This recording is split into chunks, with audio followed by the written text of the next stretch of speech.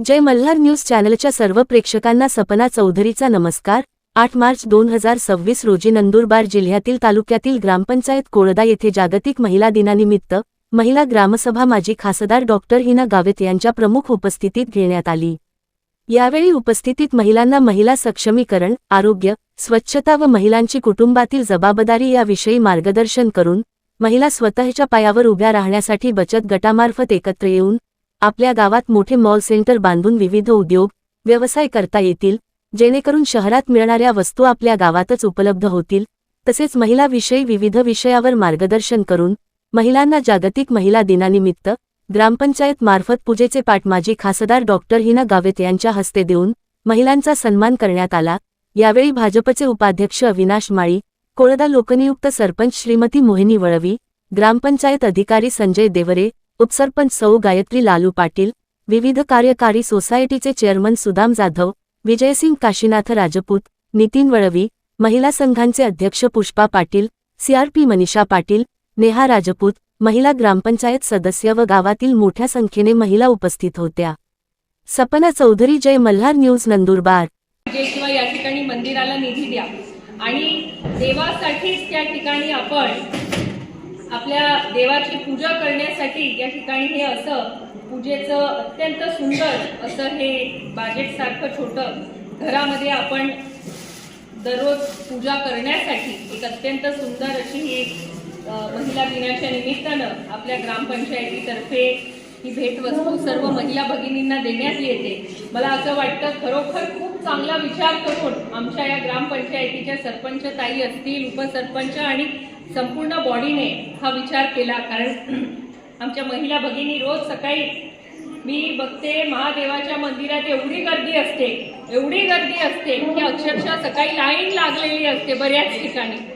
तर आता आपण आपल्या घरी सुद्धा म्हणजे दररोज मंदिरात समजा जाणं नाही शक्य झालं तर घरी सुद्धा आपल्याला पूजापाठ करण्यासाठी ही वस्तू नक्कीच आपल्याला या ठिकाणी कामात येईल असं माझा विश्वास आहे। आपल्याला सर्व महिला भगिनींना महिला दिनाच्या दिनी मला अजून एक विनंती करायची।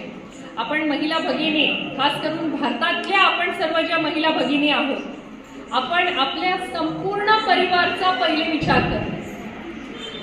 घरातले ज्येष्ठ असतील, तुमचे मिस्टर असतील, मुलं असतील किंवा नातवंड असतील यांचा विचार पहिले करतो आणि स्वतःचा विचार सर्वात लास्टमध्ये करतो।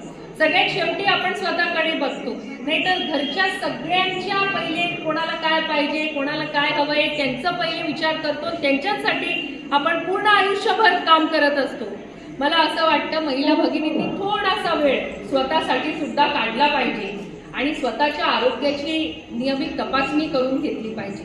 कारण काय होतं बऱ्याचदा आम्ही बघतो, आता मी तर डॉक्टरच असल्यामुळे तुम्हाला मी हे आवर्जून सांगेन की आपल्या महिला भगिनींमध्ये हिमोग्लोबिनचं प्रमाण हे कमी असतं। बऱ्याचदा कमी होण्याचं कारण हे पण असतं की जेवण आपण वेळेवर करत नाही, खूप जास्त आपण परिश्रम घेतो आणि त्या तुलनेमध्ये खाण्यामध्ये ज्या गोष्टी हिमोग्लोबिन वाढण्यासाठी ज्या आल्या पाहिजे आवश्यक त्या आपण व्यवस्थित तेवढ्या प्रमाणामध्ये खात नाही आणि त्यामुळे आपल्या शरीरामध्ये हिमोग्लोबिनचं प्रमाण कमी होतं आणि मग काम करताना कधी चक्कर येते, कधी डोळ्यासमोर असं काळोख सारखं आपल्याला दिसतं, अशक्तपणा वाटतो आणि हे दिवसेंदिवस वाढत जातं। त्यामुळे आपल्या सर्व महिला भगिनींनी कुठल्याही वयोगटाच्या आमच्या महिला भगिनी असतील वर्षातनं किमान एकदा तरी तुम्ही तुमचं ब्लड टेस्ट हे करून घेतलं पाहिजे, वर्षातून एकदा।